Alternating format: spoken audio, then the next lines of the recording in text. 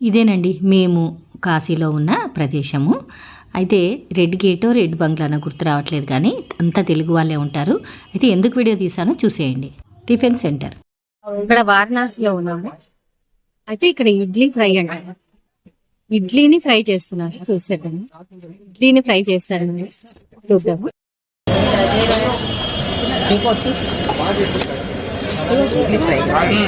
ఇడ్లీనా బాబు? దో idli fry.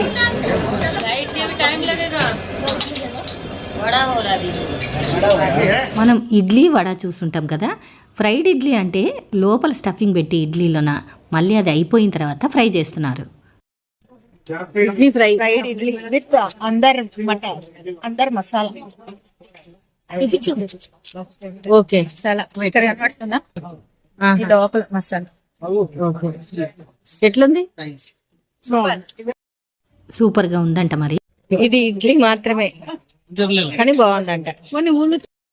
కాశీకి ఎవరైనా వస్తే ఇక్కడ ఈ ఫ్రైడ్ ఇడ్లీ టేస్ట్ చేయడం మాత్రం మర్చిపోకండి. చాలా టేస్ట్గా అనిపించింది. లోపల స్టఫింగ్ ఉంది కాబట్టి ఇంకా మరి టేస్ట్ అయితే ఇంక్రీజ్ అయింది. ఇక అలాగే ముందుకు వస్తే చాయ్ దుకాణము.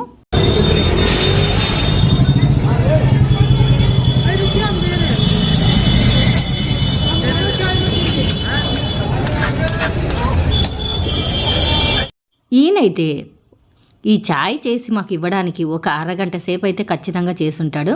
ఎందుకంటే అందులో ఏమేమో వేసాడు, మసాలాలు అంటాడు, అదంటాడు, ఇదంటాడు. అరగంట సేపు అయితే పట్టింది. టేస్ట్ అయితే బాగుంది. ఇది కూడా ఎవ్వరు మిస్ కావద్దు. నేను షాప్ పేరు అయితే చూపించాను కదా, ఈ షాప్కి వచ్చేసేయండి. చాలా బాగున్నాయి. ఈ టిఫిన్, ఈ ఛాయ్ రెండైతే సూపర్గా ఉన్నాయి. Thanks for watching my video.